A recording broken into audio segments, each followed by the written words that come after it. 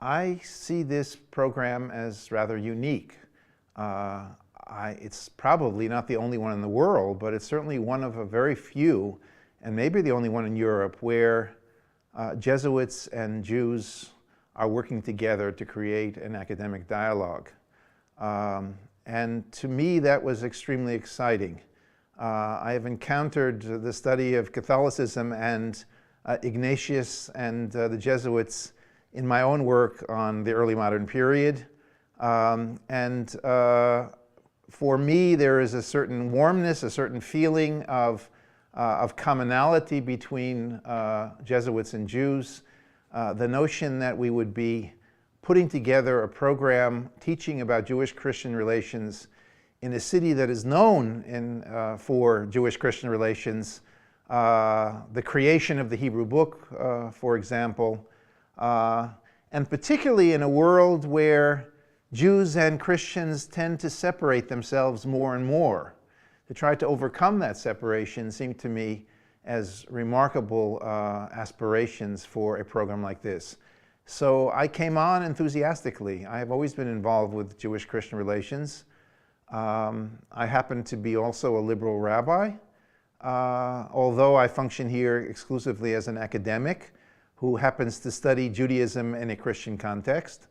But the notion of engaging with other human beings, to having in my class both Jews and non-Jews, to be able to create dialogues all over the place between people is really the highest ideal of what one does in a university, as well as what one should do in terms of the relationship between two faith communities.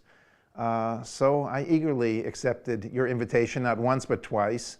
And each time it has proven to me to be, for me, extremely valuable, and hopefully I've given something back which is meaningful to the people who have engaged me.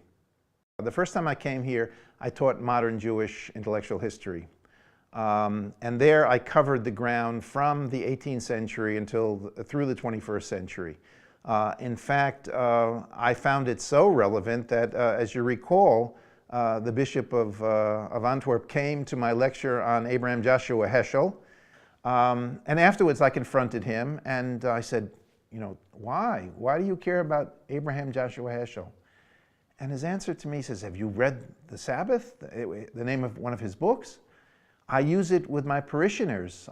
That's how I get them to come on Sunday. They read that book and they appreciate what the Sabbath means to a Christian. Now that to me was the height of Jewish-Christian dialogue. That my Jewish discourse had somehow connected with a fellow clergyman from a different faith tradition, and we were speaking the same language. So I did try to focus in that experience on more contemporary issues.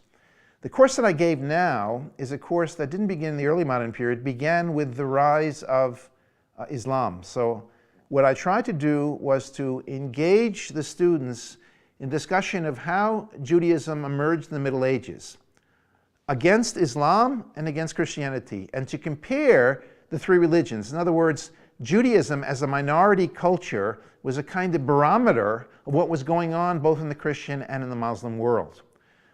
In order to do that, I went back and talked about Jesus and the crucifixion and traced the history of Christian thinking through the Church Fathers, particularly Augustine, right up until the Middle Ages. And then I picked up the story in terms of the clerics through the Crusade period, through the period of the 13th century, the Jewish-Christian polemic, right into the period of early modernity, which is also an opportunity of engagement between the Renaissance, but also a very difficult period for Jewish-Christian relations. On the one hand, Luther's approach to Judaism was not very favorable. On the other hand, there was a Spanish Inquisition, which killed at the stake many conversos who had been practicing Judaism in secret and therefore were accused of being heretics. Are these things relevant? They're absolutely relevant to a Jewish-Christian dialogue and to a contemporary scene. I think we should have a person come and take this chair who teaches ancient Judaism and Christianity and really focus more than I did on the ancient period. But I did cover actually the whole gamut from the 7th century all the way up to the present in two of my visits. So as much as I could stretch my own knowledge, I was doing that. But what I want to say is the following. I believe very strongly in dialogue, but not dialogues of illiterates. I think the most dangerous thing is for a Christian and a Jew to sit down together and to talk about each other's religions. I'm not talking now about the personal relationship, that's the human relationship. I'm speaking about a dialogical relationship of discussing the theologies of each religion, their understanding of themselves, their understanding in relationship to the other.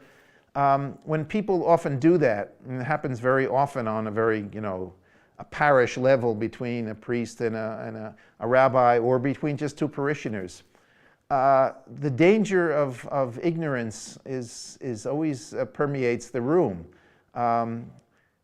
Most Jews hardly understand their own religion, let alone the religion of the other.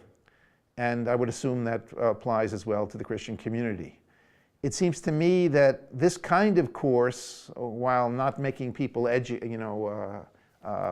experts in this field, at least gives them the tools to talk about the contemporary situation, to know the record of the history between Jews and Christians, both the bad side and the good side.